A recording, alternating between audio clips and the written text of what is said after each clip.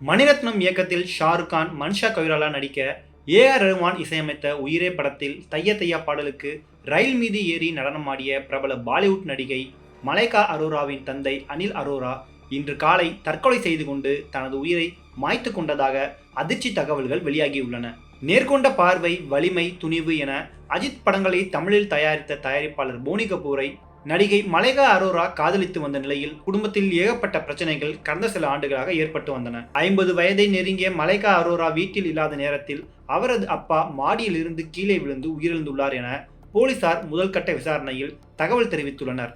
மலைக்கா அரோரா மும்பையில் இருந்து புனேவுக்கு சென்றிருந்த நிலையில் அவரது தந்தை அனில் அரோரா 6வது மாடியில் இருந்து கீழே குதித்து உயிரை விட்டுள்ளார். கடந்த சில ஆண்டுகளாகவே நோய் பாதிப்பு காரணமாக அவதிப்பட்டு வந்தார் என அவரது குடும்பத்தினர் கூறுகின்றனர். இந்த விவரம் அறிந்த உடனே புனேவில் இருந்து நடிகை மலைக்கா அரோரா மும்பைக்கு திரும்பியுள்ளார். பாலிவுட்டின் கவர்ச்சி நடிகையாக இந்த வயதிலும் புதிய படங்களில் கவர்ச்சி நடனம் போட்டு வரும் மலைக்கா அரோரா ஃபிட்னஸ் மூலமாகவும் ஏகப்பட்ட இளைஞர்களுக்கும் இளம் பெண்களுக்கும் இன்ஸ்பிரேஷனாக இருக்கிறார்.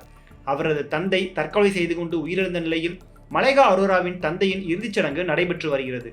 மலைக்கா அரோராவின் முன்னாள் கணவர் அர்ஃபாஸ் கான், பாலிவுட் நடிகர் சல்மான் கான் உள்ளிட்ட பலர் நேரில் வந்து அஞ்சலி செலுத்தி வருகின்றனர்.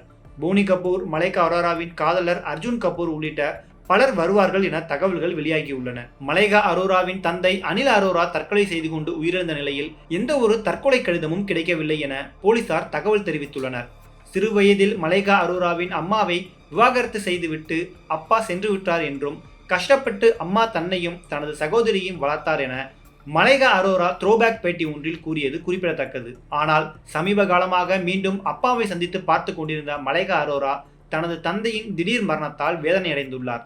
தற்கொலை எண்ணம் வந்தால் தற்கொலைக்கு தடுப்பு மையங்களை தொடர்பு கொண்டு ஆலோசனை பெறலாம்.